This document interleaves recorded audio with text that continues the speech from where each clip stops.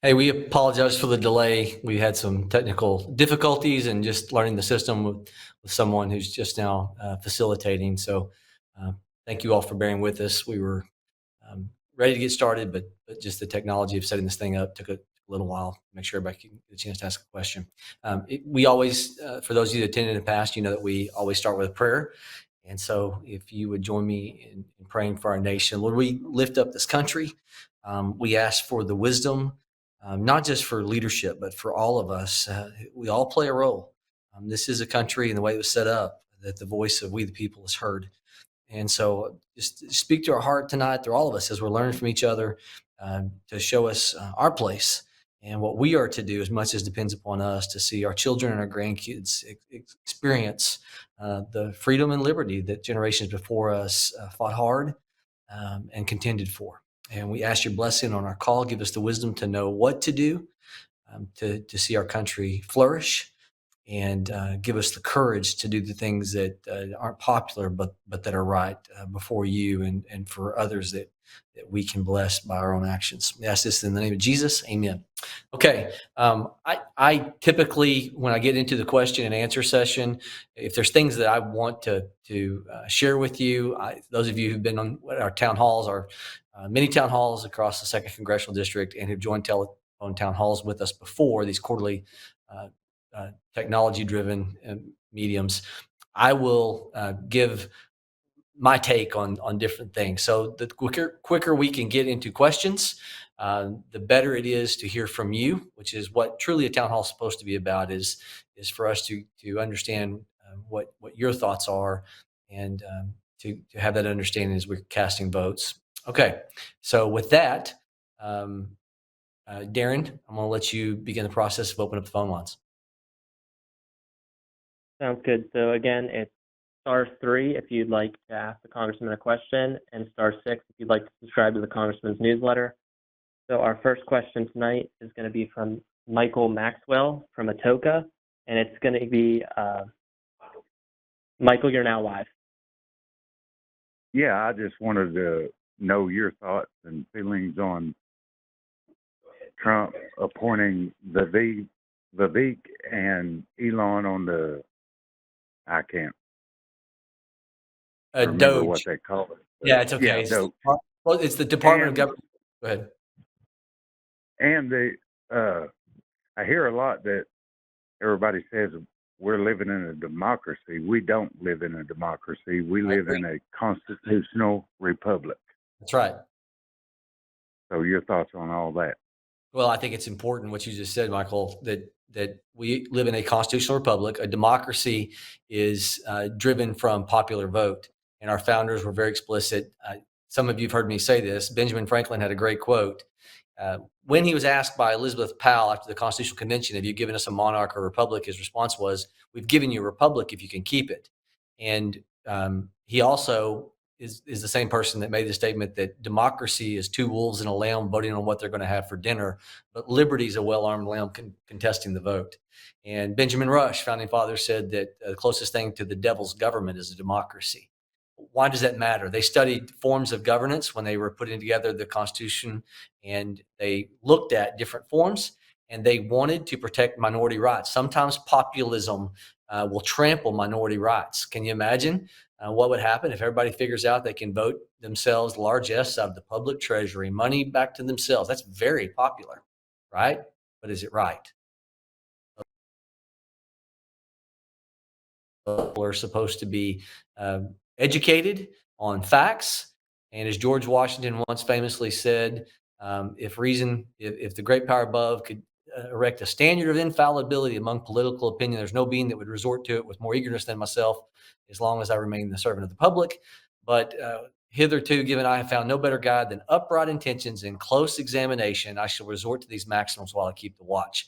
That was after he signed Jay's Treaty, which was very unpopular, believe it or not, at the time. And what Washington's saying is there's going to be no perfect person holding political office. The best you can hope for is them to have upright intentions and closely examine. And that's what a republic is set up to help empower, is people examine the facts and do what they believe to be right, not what's popular. And when people talk about democracy, they want a popularity contest to win out. And I won't bore you, but I've got a great quote hanging on my wall here in the office that talks about how democracies all fail for loose fiscal policy. Alexander Titwell made that statement in the early 1700s. So it's very important. I'm super excited about Vivek and Elon Musk and the Doge. Today we started the caucus, Aaron Bean, Pete Sessions, and Blake Moore, and they unveiled their symbol. Those of us that were in the room, it's a picture of a dog. And for those of us that grew up listening to songs of the West, it looks like Dogie. I didn't quite understand why the dog. I guess the Doge is actually some breed of dog.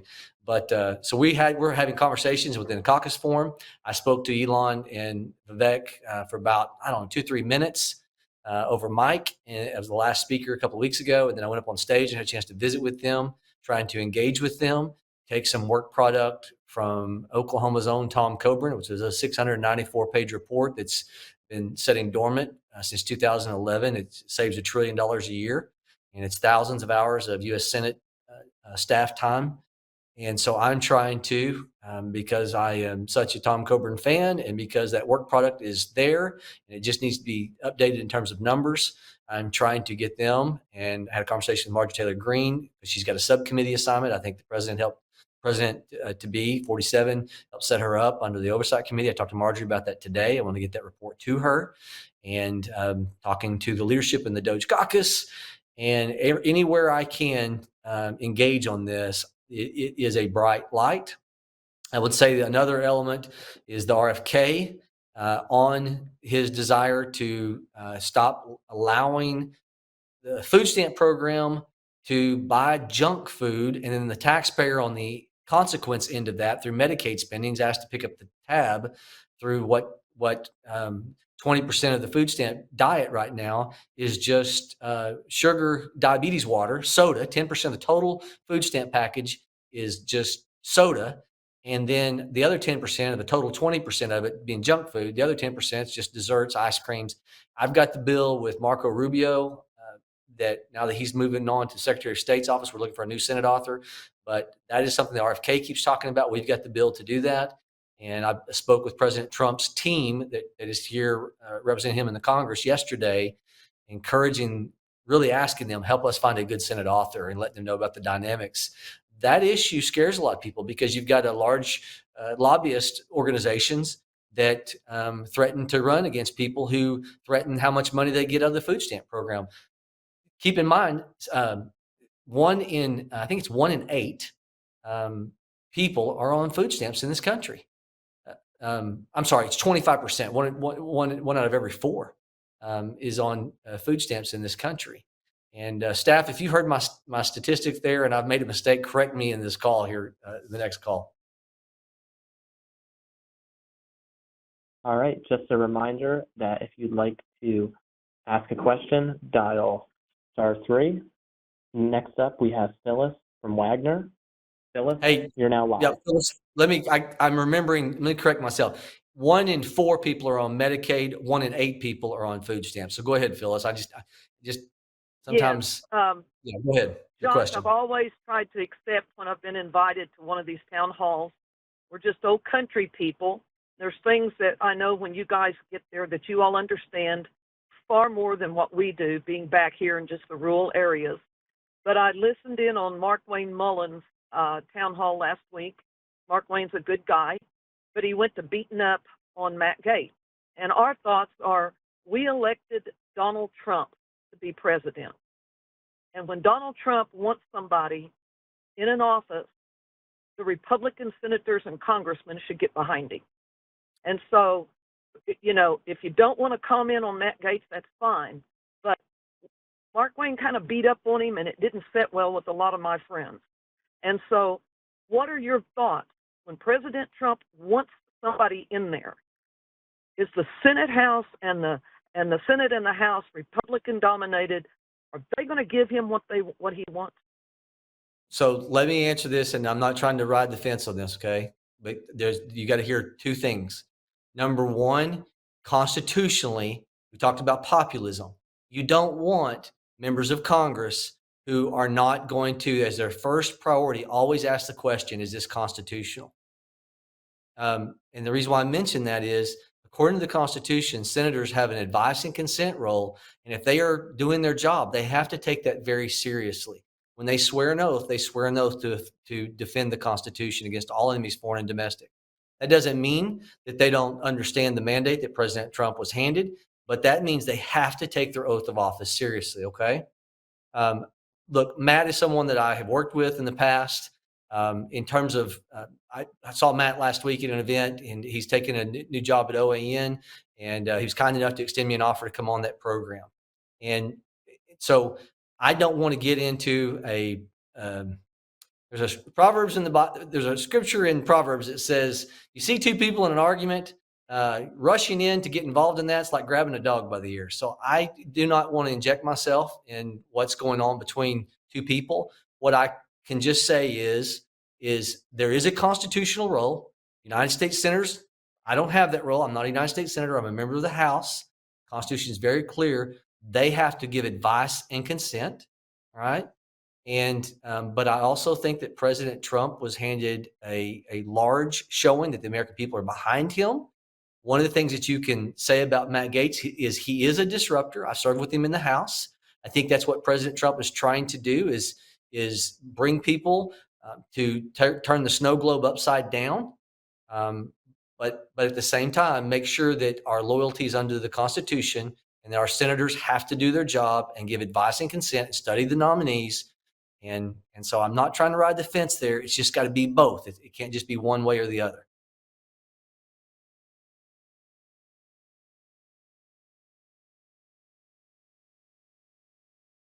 Did I lose you, Phyllis? All right, so we're going to go to the next caller. We have Monique from Holdenville. Monique, you're now live. Yes, I'd like to know if when they start doing the funding for the border wall, will you insert the part where they have to do the mandatory E-Verify for all state and federal funded jobs so we can get the illegals out of this state? Yeah. Look, I am a fan of the concept of E-Verify. Since I've been in Congress, I've learned some things about how it's gamed and how there are loopholes that people are able to get to jump through where they can abide by the legality of being compliant with E-Verify, but still illegals are gaming the system. So am I in favor of that process of making sure that we have a way to vet people and make sure that they are here lawfully and legally? Yes. Is E-Verify that solution? There's a lot of members that I serve with. And look, this is conservative and non-conservative, some really conservative members that are saying, yeah, E-Verify's got some real loopholes.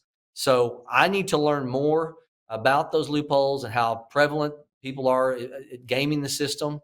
But I like the concept.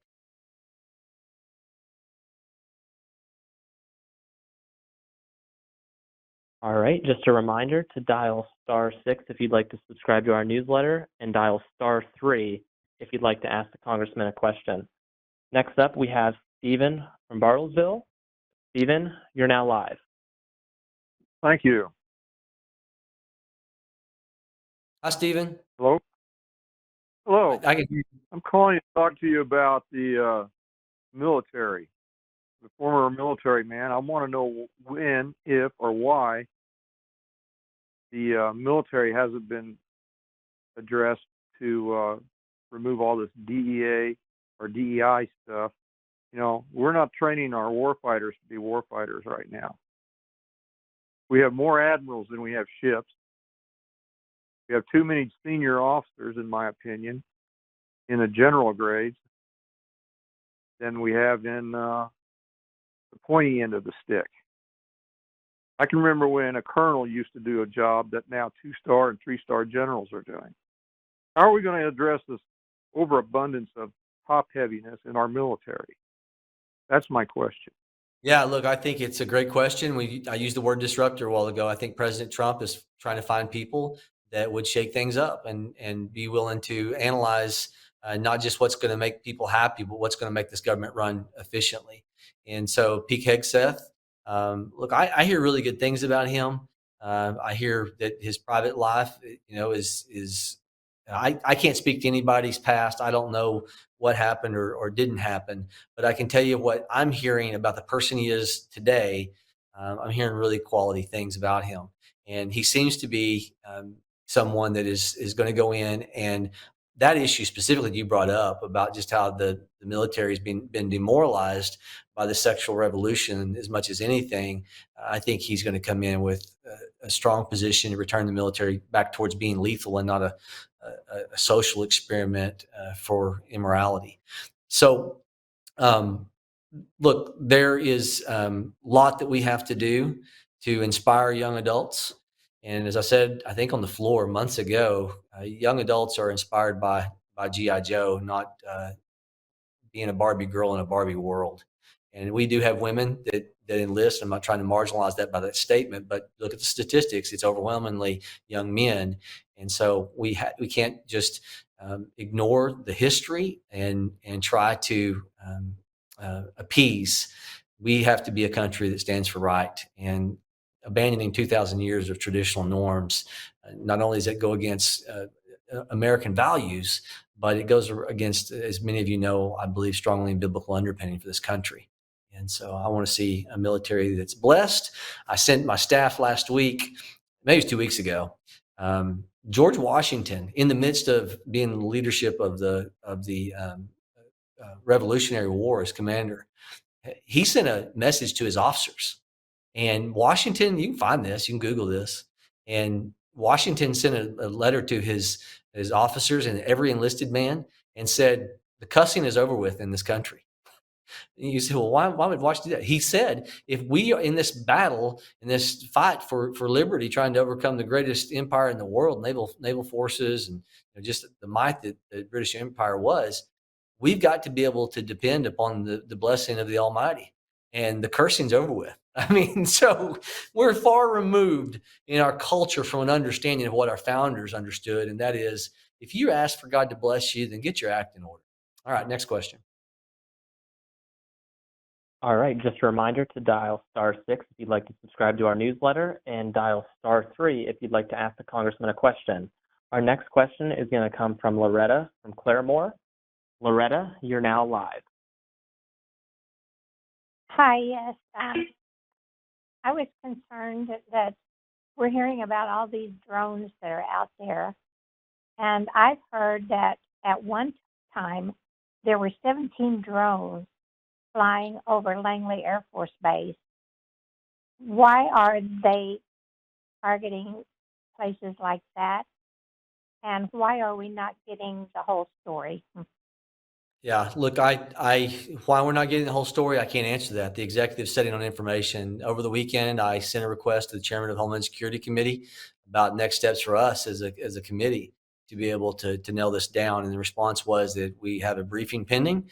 And so the chairman gave us all on the committee an understanding that was forthcoming. I've yet to get in it, and I look forward to doing so. And I want you to know, because I represent you, and I know this is an issue we all have to get to the bottom of. I'm asking those questions, but I have to be allowed access to that information. And right now, the president of the United States, Biden, is holding all the cards in his executive agencies. It doesn't make a whole lot of sense why they wouldn't be more forthcoming. I mean, it does give you some solace maybe to think that it's not an enemy. Otherwise, they would be fully forthcoming. But in the era of what we've seen with this border catastrophe and inflation, I mean, maybe on shaky ground even making that statement. So it's the quicker we can get into a SCIF, classified briefing, or even public. Just want you to know on your behalf, and as a member of the Homeland Security Committee, I'm asking for that. It's just not happening. And I'm hopeful in the next day or two, we're going to have that privilege as the committee members. Just a reminder to dial *3 if you'd like to subscribe. *6, sorry, to subscribe to the newsletter. And if you'd like to ask the Congressman a question, dial *3. Next caller, we have Scott from Milburn. Scott, you're now live. Hello, Josh. How are you? I'm good, Scott. Thanks for joining us. Somebody that called in a while ago, who that caller was, I want you to know, Milburn is just like where I grew up in Cole County and where I live. It's really country. So go ahead. Well, my question was, I know it's a Senate confirmation, but do you intend to support all of President Trump's cabinet nominees? And if not, who and why? Yeah, look, that is a Senate confirmation. The Constitution sets that up for the Senate. And so that is not a question that I will answer. I mean, I'll answer to you that yes, there's not anybody that comes to mind that's on the ballot right now that I have any personal objections to that I'm going out talking against. Okay. But again, I just want you all. What I don't want to do is when I don't want us as Republicans and guys. I want those of you who may not know this. My voting record in the last 2 years. I'm top three out of all 535 members of Congress. If you look at a plethora of scorecards on being the most conservative, my voting record shows that. And I ran under the premise of I'm a original constructionist. I want to see this country return back to original intent, and it's because I believe that. It's because I am a conservative that I say to everyone, I don't want to see a country. I support President Trump. I have been in his camp, but I don't want to see us in the flare of popularity. I don't want anybody just looking at me and going, man, he's the end all. I'm talking about me. You have to, as a public, scrutinize every person. And to do that, it's a safeguard because in the heart of man, our founders knew this. It's why they did separation of powers. They knew what happens when everyone is following a popular movement and not making sure that we're asking the questions, how does this relate to the rule of law? So don't hear me as if I'm trying to rebuff the current president. I'm a fan. But we have to be constitutionalists, not people bent on popularity. Remember the first call? We don't want to be a democracy. That's populism. So what I would contend is every senator would end up supporting what President Trump puts forth as a nominee because they look at them and they go, they're a disruptor. They have the credentials, they have the character, and I, through advice and consent that they take seriously, concur this is a good pick. All right, we have our next caller. It's going to be Rob from Jay. Rob, you're now live. Thank you. Thank you for taking this call. And Congressman, I want to commend you. I watched the C-SPAN network today on the HR 1101, the Lumbee Fairness Act. And I just want to say, I thank you for your comments. And I'm an enrolled citizen of Cherokee Nation. And the scary thing about this passage, if it does go through Senate, the scary thing for me about this is any group that's out there, and right now, as I understand, we have little less than 30 groups out in the Southeast who are purporting to be tribes. But so I want to commend you on your comments today. And it's not that I have anything personally against the Lumbees. Right. I just want people or groups to go through the process of becoming federally recognized under the OFA process. So the scary thing about this is that hopefully most people understand at some point is we're going to allow groups to start lining up and circumvent the process rather than go through the process of OFA having Congress prove them for federal recognition. I'm in fear of that. Yeah, look, I was one of, as you know, if you watched today, I was one of only two that went to the floor, and it's a $750 million spend. We can't afford the government we've got right now, and going back to this concept of popularity, just because something is popular doesn't mean it's right. Everyone has to, if any human being is worth their salt, then also on my wall as a reminder to me is a quote from Martin Luther King Jr. It says, cowardice asks the question, is it safe? Vanity asks the question, is it popular? But conscience asks the question, is it right? And what I contended today is when the BIA set up a framework to go back and look at historical documents, and be able to examine the record to determine was there a treaty? Who are the people? Are you tied into these people? And when it comes to the Lumbees, you heard me say on the floor, they had disbanded even prior to the Constitution being written. Article 6, Article 1 of the Constitution speaks of tribes and of the role that is supposed to be followed. And yet, when you allow someone through popularity, because it's popular to vote to extend benefits, but it's not meritorious, then that undermines what John Adams, second president of the United States, said. We are to be a country, a people that are to abide under the rule of law, not the rule of men. What does that mean? It means that we have the highest form of governance in this country is the Constitution. It's not any person, not one person. Because again, the heart of man is wicked, and our founders knew that. That's why they spread power out. That's why they wanted to make sure there were checks and balances. So thank you for that comment. Dial *3 if you'd like to ask the congressman a question. All right, next caller we have is Charlie from Tahlequah. Charlie, you're now live. Hi, thank you, Congressman Shaheen. I really appreciate the opportunity. And I just wonder, we keep hearing that we're the richest country in the world, and this is the richest time in history. And how can that be when we can't feed our people, we don't have low-cost housing, we don't have health care, we don't have good schools, we have this terrible debt, got this homelessness, we can't fund Social Security, and we can't fund our government. Could you please explain what's going on? Yeah, it's mismanagement. That's what it is. It's as much as any other time in history, the last 40 years, we've seen a laissez-faire mentality of let's just spend without concern over the amount of revenue coming into this government.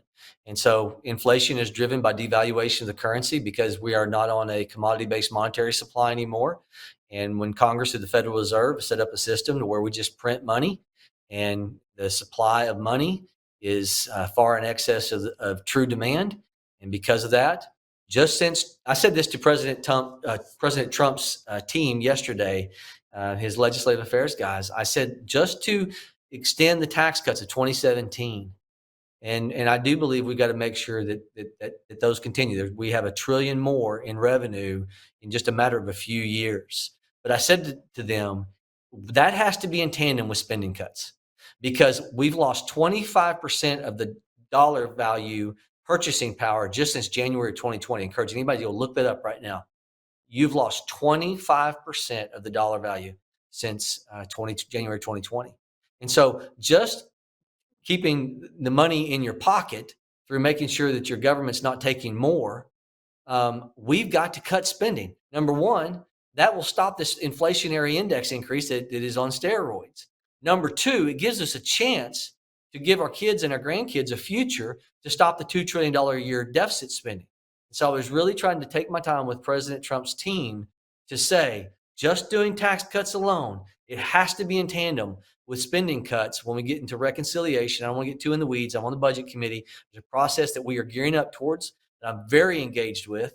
And as I've said to Elon and to Vivek, trying to impress upon them what they want to do through DOGE, the best opportunity is through reconciliation, which is a fancy way of saying it only takes 50 votes, not 60 votes to get something passed. And so I want you to hear, I'm not just saying this, I am actively working where I have every opportunity to bring about the most amount of spending cuts in tandem when we do the Tax Cuts and Jobs Act extension, because it will pay dividends on blessing every family.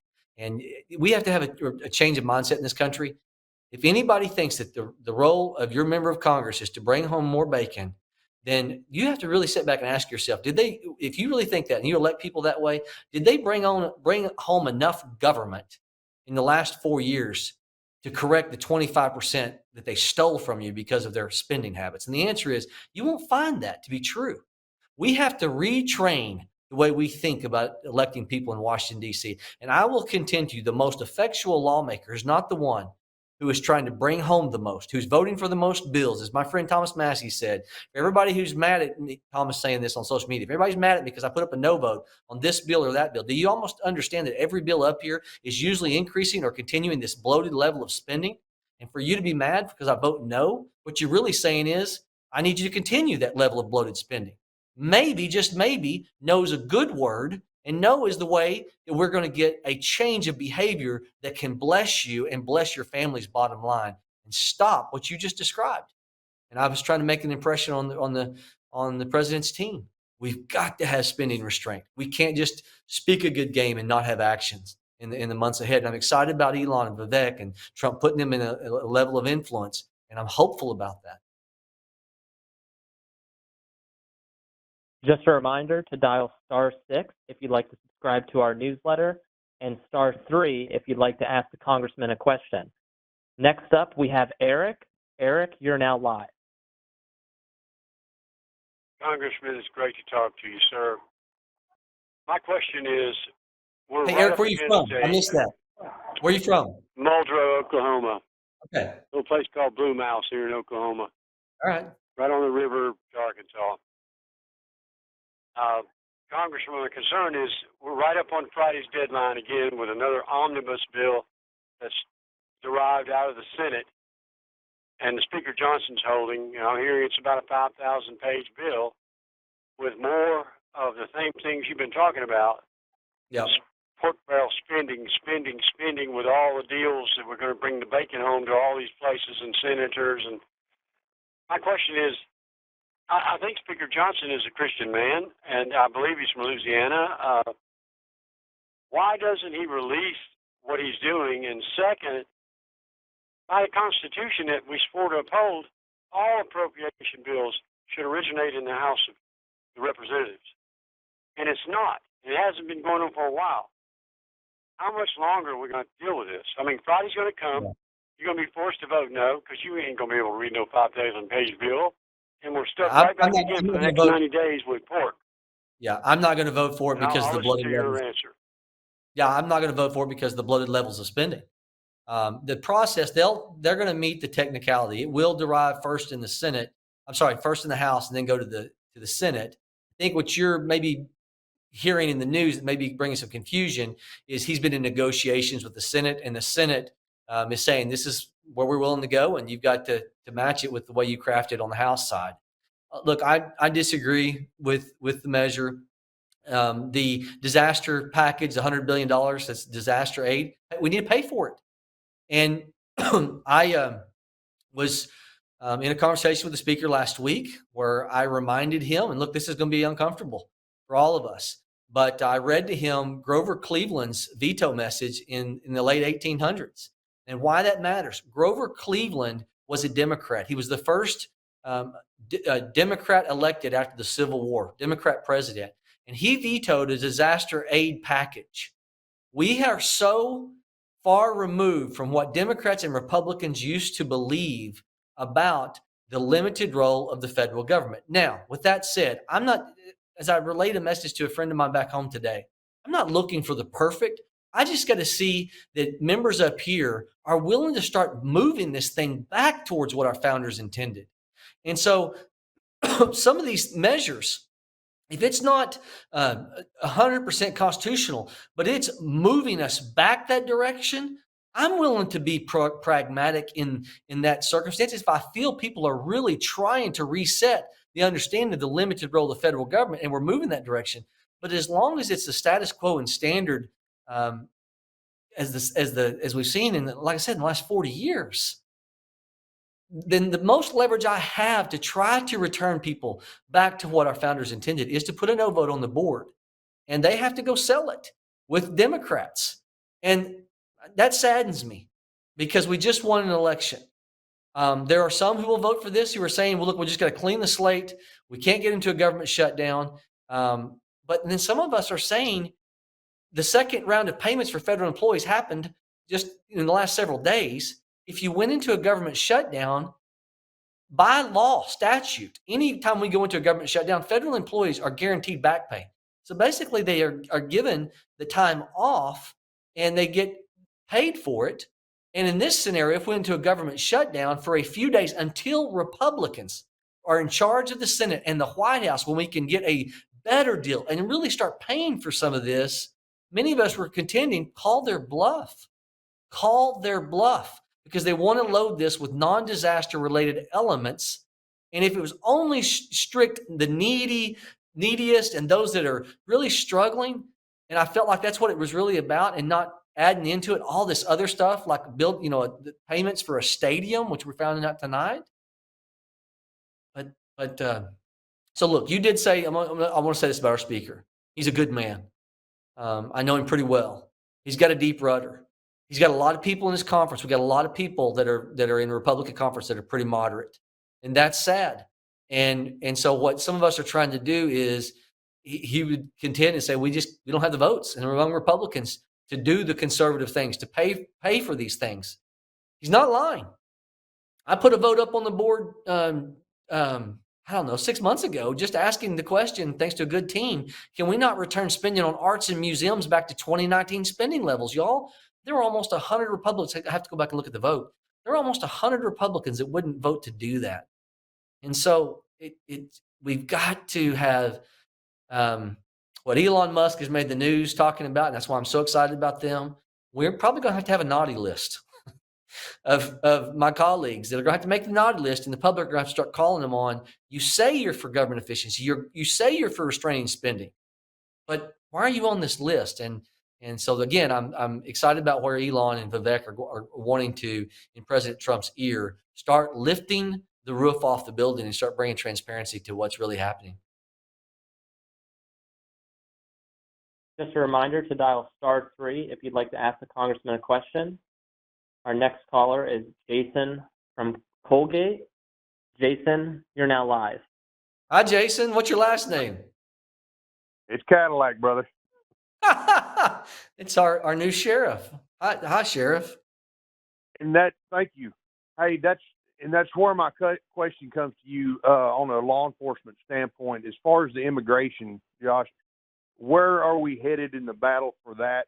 As far as having state and local funding to help that, and the second part of that is what's President Trump's status or concern of the illegal grows going on in Oklahoma? Yeah, look, I hope that he's up to speed on how we've become a mecca of invitation because of the state question a few years ago and how that relates to inviting an element. That look, there's some who will listen to me and say I disagree that marijuana is a entrance drugs into all of the drugs. I've heard too many people that I respect that have worked on law enforcement and in that world tell me it absolutely is. So that's where I believe. My belief is that it is the opener to get people normalized into the drug culture.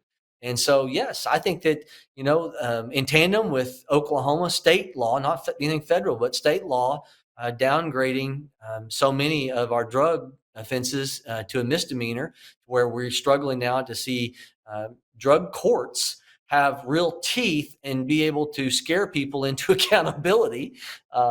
Jason, I think my family through a faith-based time frame, faith-based on small scale, opened up the ranch years ago when I was young, trying to help young adults who found themselves in that type of predicament and want to see them get set free. And I understand accountability and how accountability, when they're having to peek through their blinds and wonder if, the drug enforcement task force agents coming to knock on their door, or they're, if they may be standing before a district attorney and a judge about to really go to the pen, it makes a difference on changing behavior.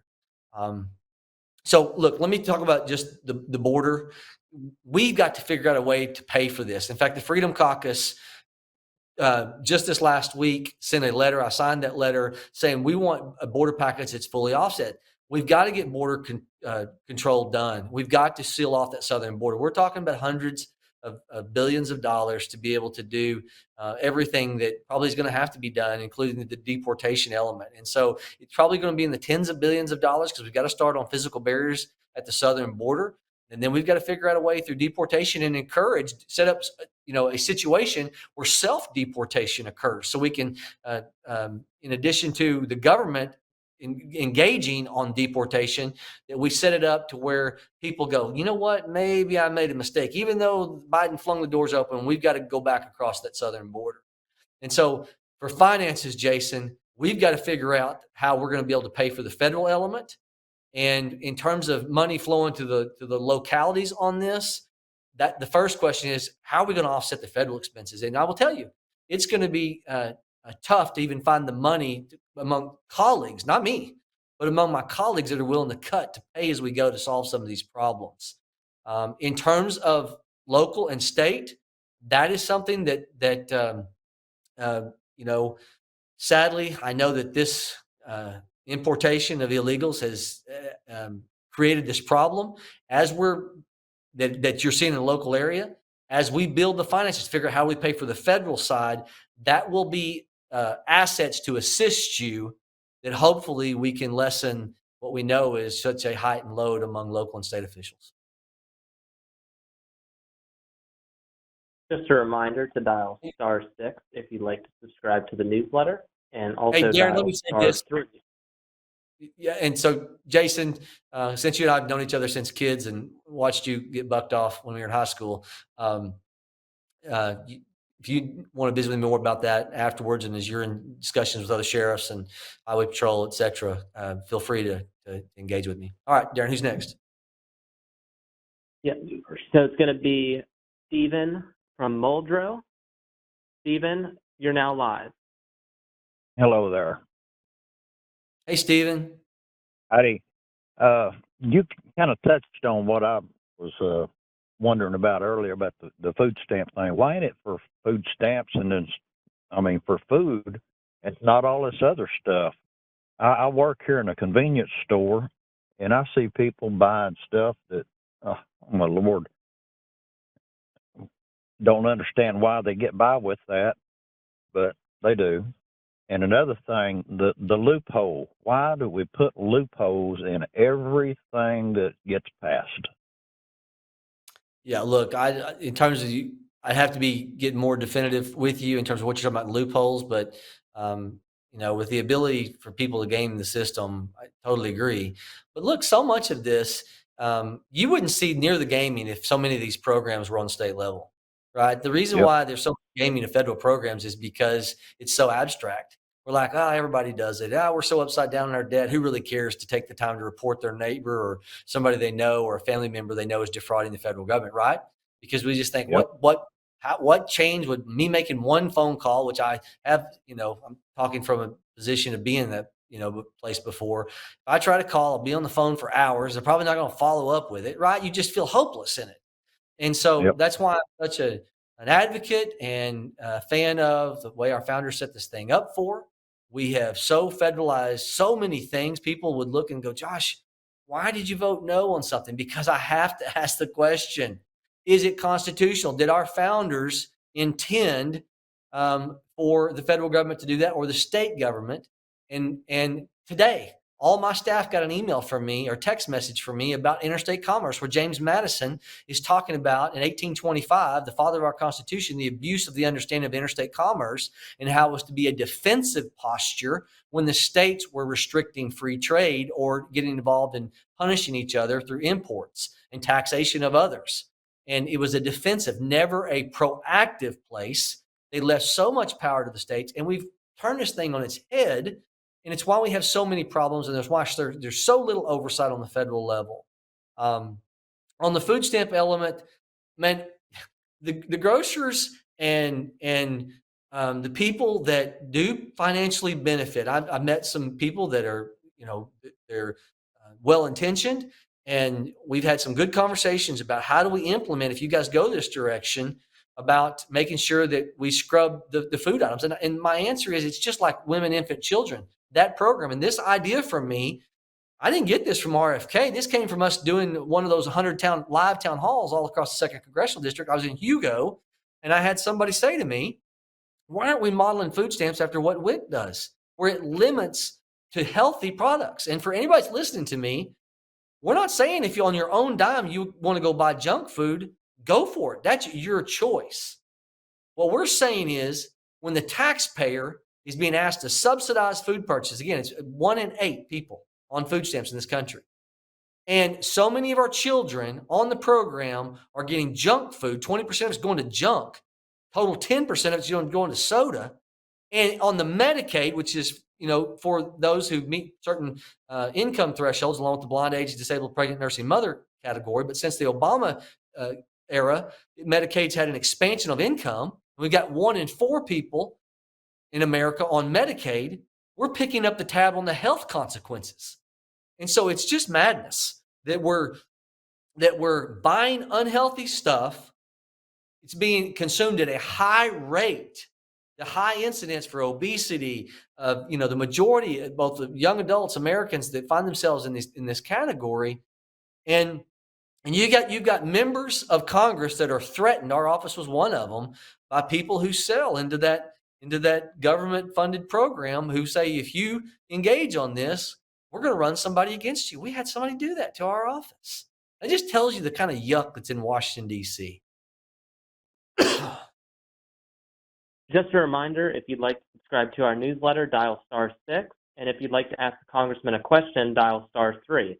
Our next caller, we have Gary from Big Cabin. Gary, you're now live. Hey, Gary, for the visual, for anybody who just saw me pull up the Sprite, it's Sprite Zero. Sprite Zero. All right. I'm 73 years old and I'm on a flip phone. You think I could see anything? So can you hear me all right? Yes, sir. Okay. I wanted to know if there's any way you can stop. There's 2 questions here. Stop the sale of the wall that they sold to an auction company. Any way you can stop them, give them their money back. And then the other question is, why give Africa?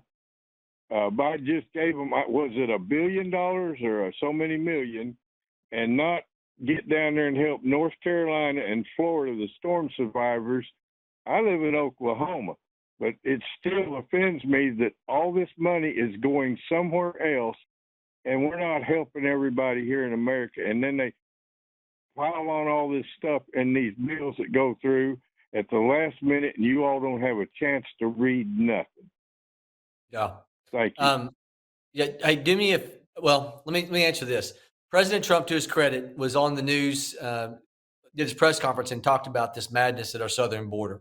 I encourage you to look at, I think it's Dan Patrick, the Lieutenant Governor of Texas. If I'm getting his name wrong, I apologize to the Lieutenant Governor of Texas. But he posted that Texas, and you guys may know the Lone Star program has been a shining light trying to combat and utilize state resources and state authority to do rightly what the federal government under the Biden administration was doing unlawfully.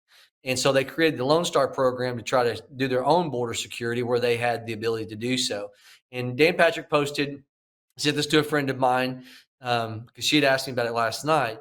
And Dan Patrick posted that they are trying to, on behalf of the state of Texas, buy up some of that product in those auctions that are being sold depending on the dollar. But by the time they add shipping onto it, they can't afford it. And he's also talking about how much of it's rusted. We were talking about this in our Homeland Security Committee last year before last, how much of it was just rusting away. But look, for those of you who, I'm not going to tell you I'm a metal fabricator, but I know how to weld and run a cutting torch. This stuff is so thick. I've been down and looked at it. Even if it's rusting a little bit, it is usable. And what you would hope is that the governors of Arizona, the governors of New Mexico, the governors of California, that they would, because they don't have the shipping cost, they would say, we'll buy it and save the taxpayer from having to do this all over again with inflation from what that product was bought, 4 years ago. But what's the party allegiance from those governors I just named? They're Democrats. And I mean, this is sabotage. This is Nero when it comes to the border, burning and enjoying the burning. And not caring about that we have finite resources in this country when you have a $36 trillion debt, knowing what the mandate was that was handed to President Trump to use physical barriers and secure that border, knowing that as United States Senator in 2004, 2006, I'm forgetting the year, Senator Biden said the reason why I support the construction of physical barriers is because of the drugs that flows between the ports of entry. That's almost an exact quote of then U.S. Senator Joe Biden. And then he gets in office and has a turnabout to, whether it's to appease or because they want control using the census and their long-term plan of turning these people into U.S. citizens. It's madness. It's disgusting. A change of administration can't happen quick enough. Just a reminder, if you'd like to subscribe to our newsletter, dial *6. Congressman, this is going to be your last call for this evening. It's going to be Mike from Durant. Mike, you're now live. Hey, Mike. Hey, how are you, sir? I'm good. We got a random question for you. Honestly, this is my first call to actually participate in, so I appreciate you taking my call. But I'm not getting the full. Maybe you're a fan of Trump, maybe you're not. I'm not convinced at this point, but I'm concerned as Trump comes into office and my grocery bill's actually going to come down. Can you speak to inflation and what the direction of the next 4 years looks like? Yeah, look, I'm a fan of President Trump. I am. What I'm not going to do is to gain popularity among the constituents of Oklahoma 2nd Congressional District is not use the position I've been given to talk about it can't be loyalty unto a person. It's loyalty under the Constitution. And I'll never forget being at a town hall 20 years ago, and it was hoof, foot, and mouth disease conversation, and somebody was chastising Tom Coburn. Dr. Coburn had the same position as this person. And this person gets up to leave. And I think Howard Houchin, if some of you may be on this call, tell Howard I mentioned his name. I think Howard was there at this town hall meeting. And this older gentleman is 80-something years of age. Dr. Coburn agreed with him, but he didn't agree with how the man derived at the conclusion. And so the man gets up to leave the town hall. And I'm like, sir, do you not understand Dr. Coburn's agreeing with you? And Dr. Coburn said, it's okay, Josh. We get in the car afterwards, and I asked him, I said, why didn't you just leave it alone? Why did you have to give him a chance basically to be mad at you? You agreed with him. And he said, Josh, you're given a position and a platform. He's talking about his position as a United States Senator. And my job is to be honest with the American people and tell them why I derived the conclusion so I can give them the information. And that's the problem. Too many people are trying to protect their image and image management, project this image, and they're not willing to say what I'm saying. Look, I am a fan of President Trump, but you take an oath to uphold the Constitution, and it's the job of anybody who takes this role seriously to be the man, play the role of the man in terms of your loyalty and your oath is unto the Constitution. And if you're doing something that you are doing for popularity and you're not analyzing, going, do I have the constitutional role? And am I following the Constitution while doing this? You're doing yourself and your constituency a disservice. So I hope that clears it up. You had the second part of your question, and I didn't answer. What was the second part? Yeah, he's gone. Sorry about that, Congressman. What was the second part to his question? Yeah, I don't remember. We don't have that up now. Well, sir, if I didn't answer the question, I thought there was a two-part to that question. I apologize. If you want to follow up with me, I'll give you an answer because I want to be a person that's accountable to fully answer the question that you asked. Hey, listen, some of you are going to agree with me. Some of you are going to disagree with me. It's my job to listen, hear you out.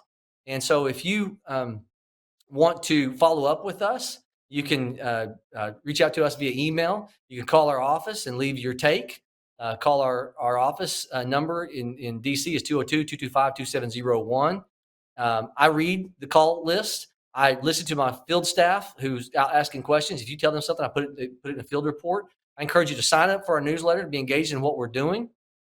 And in terms of following us on social media, Congressman Josh Brecheen, the newsletter has how we vote weekly, my rationale for why I vote a certain way. And I look forward to you. We'll be continuing live town halls where you can see us in person. And we look forward to engaging with you and giving you a chance to make sure your voice is heard. And God bless you guys. Thank you so much for caring about the governance and trying to make sure we, as the Constitution says, return to our kiddos the blessing of liberty. God bless you guys.